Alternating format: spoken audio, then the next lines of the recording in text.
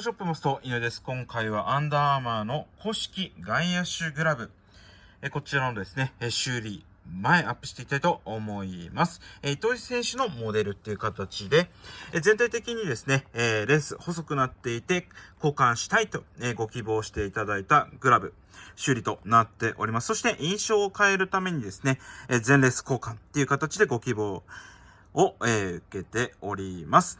そしてですね、ところどころ、ちょっとレースの方も調整しつつ、安心してお使いできるですね、グラブに直していきたいと思っております。